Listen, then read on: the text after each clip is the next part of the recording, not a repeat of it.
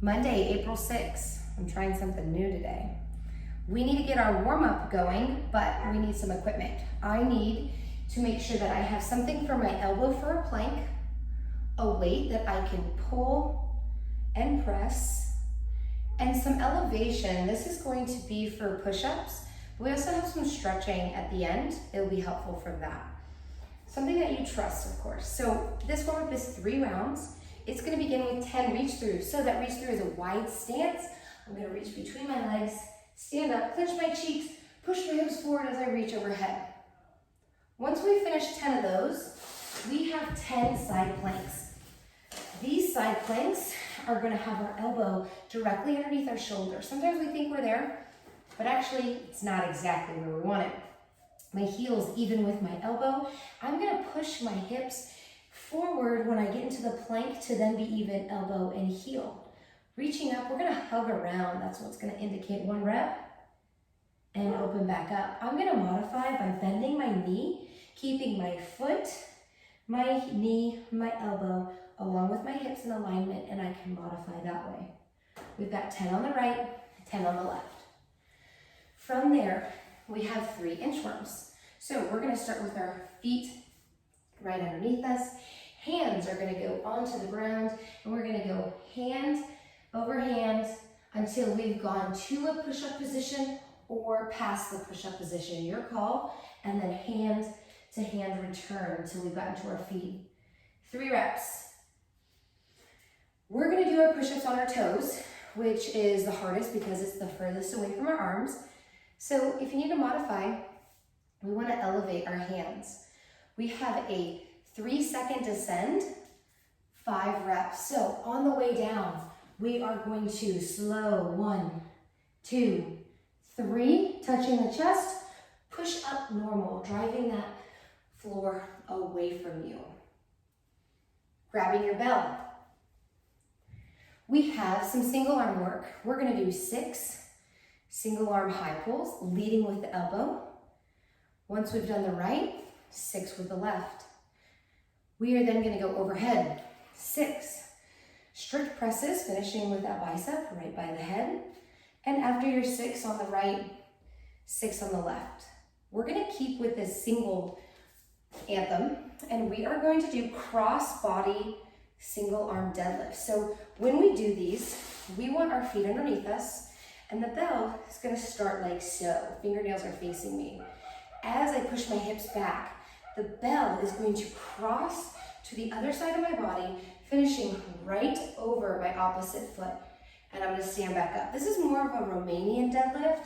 That's why my bell stays so high above the ground. So I go down, there's some rotation, back up. 6, you guessed it. 6 on the other side. That arm is moving across the body to bring that hand over the opposite foot. We are going to now finish up our first round by completing 6 tempo squats. Tempo squats, anything tempoed, are a way of keeping health of our ligaments. Because of that, we want to make sure we respect our bodies given all the squats we're doing today and during this at-home process. So, feet in your squat stance. 3 seconds on the down. 1, 2, 3. We're gonna pause. 1, 2, 3. The hardest part. 1, 2, 3, and stay for just a second. That is gonna be 10 seconds. 3 down, 3 hold, 3 up, 1 second pause. And you have 6 of them. So that means those 6 reps will take you 1 minute in total. Let's do a little bit of stretching before we get started. So I'm gonna keep my ab back, and I am going to start with 1 minute of a couch stretch. So I'm gonna use my bench in place of a wall. I'm gonna bring my knee right underneath me. The big takeaway here is that my pelvis, my tailbone, is directly tucked under, straight up and down. That's gonna give me a lot more pull in my hip flexor here, and that's what we're looking for.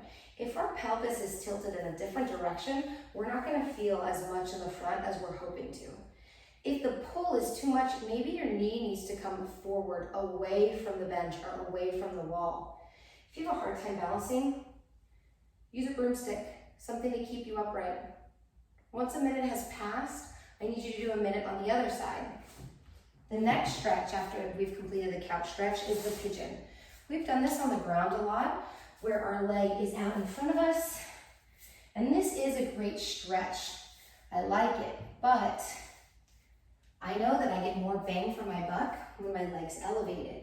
So if you need to go inside and do this on the arm of your couch, if you have a box or a bench, a trusted cooler, whatever you have, from here, I'm gonna have to balance myself a little higher, but I definitely feel a deeper stretch along the outside of my leg. 1 minute right, 1 minute left, then we'll get ready to do more things. Our big focus of the day is going to be the Support Your Local Box fundraiser workout that's been put on by CrossFit.com. You can join us by playing at games.crossfit.com, and what you do is you sign up for this fundraiser. This fundraiser can be played at no cost, or you can make a minimal donation as you wish to your local CrossFit gym. All the information is online, and I also sent an email to you guys last night with a link. Let me know if you have any questions on it. The next 3 Mondays, we're gonna do the workout that has been released. I believe you're free to join until April 26th. So if you missed this week, not a big deal. You can do the workout, you can submit your scores another time. The first workout is going to be a 10-minute AMRAP. It's going to start with 10 squats. What CrossFit, what we are looking for is the start and finish to be with open hips and open knees. We're looking for the depth to be below parallel. We know that not everybody's body allows that full depth, but what I need is for you to get your fullest range of motion. Once you're done with those 10, this is where your dumbbell or odd object comes into play.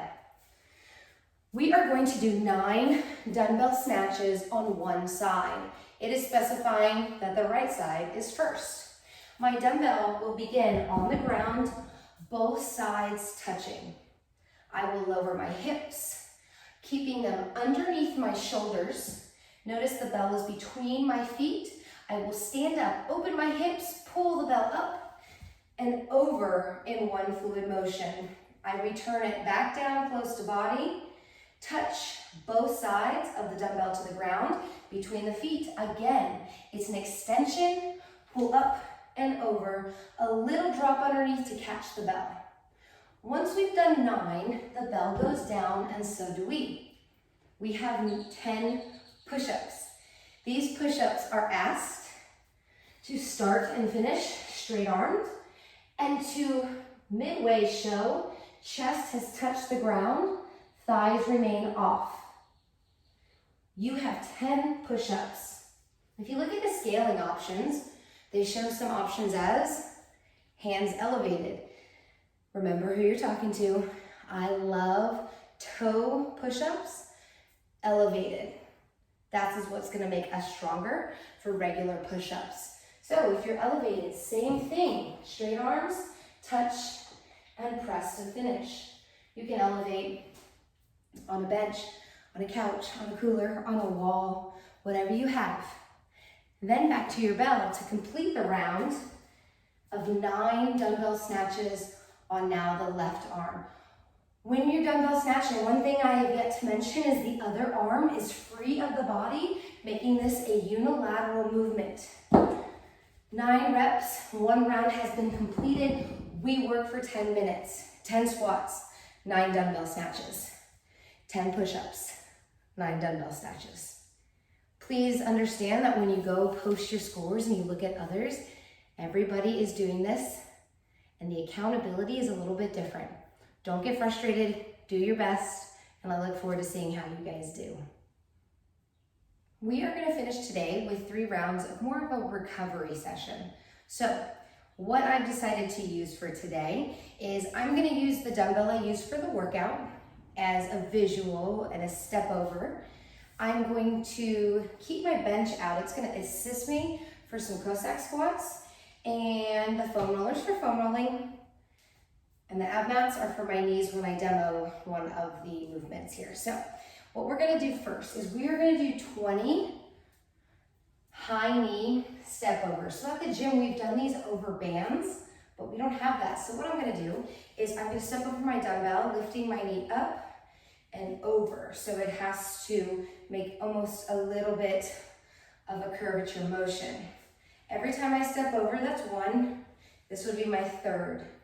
For a side view, making this my fourth of 20, just getting some hip movement. After 20, we are then going to go into our quad rock back. So this is where I need my knee pads here. Now this is going to be varied from person to person, depending on your inner thigh, your groin mobility. So with my knees as separated as I feel comfortable with, I'm going to go onto my elbows. I'm going to rock forward, and then I'm going to rock back as much as I can. Now, at the end of the day, you want your knees as separated as you can.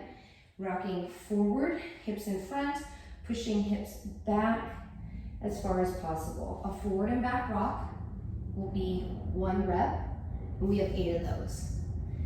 Easy coming on up. I'm going to go to my bench now.